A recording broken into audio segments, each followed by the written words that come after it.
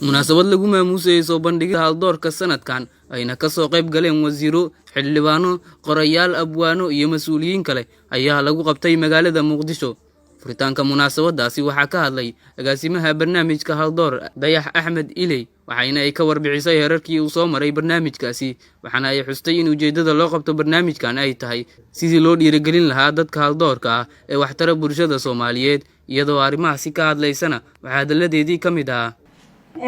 barnaamijkan Haldoor waxa iska leh oo aasaasay runtii halkan uu hadda soo gaaray joogana soo gaarsiiyay dhalinyaro Soomaaliyeed oo isu timid isu geeyay aragti iyo awood wixii hayeen jeclaystayna inay marba haldoorkii xilligaas ay arkaan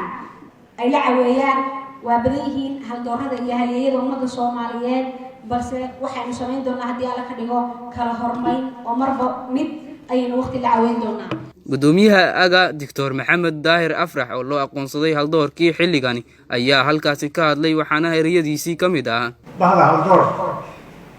dhalinyaradan ubaxan iyo diilada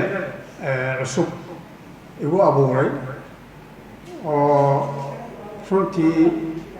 himilada ay wataan iyo halkudhaga ay samaysteen iyo hindisahan cusub oo ay keeneen oo sidii caqli ku dhufatay najma qalambila dhaqan cusub weeyay tiri marka fakar cusub iyo dhaqan cusub oo ku bishaareynaya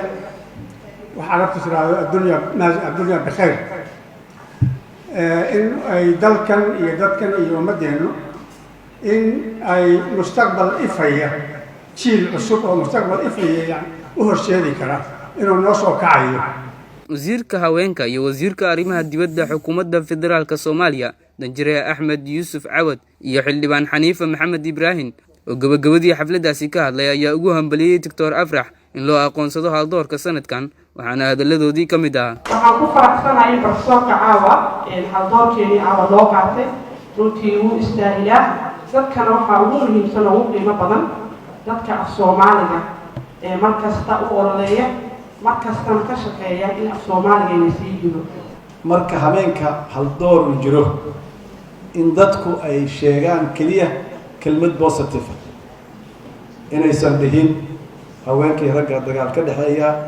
inaysan dhihin waa burburay inaysan dhihin dhibaato bal horta habeenkaas aan isku dayno aan dadka imtixaanno inay kelmadday sheegayaan oo dhan ay noqoto kelmad kaliya oo ah positive oo aan dib laynoo celin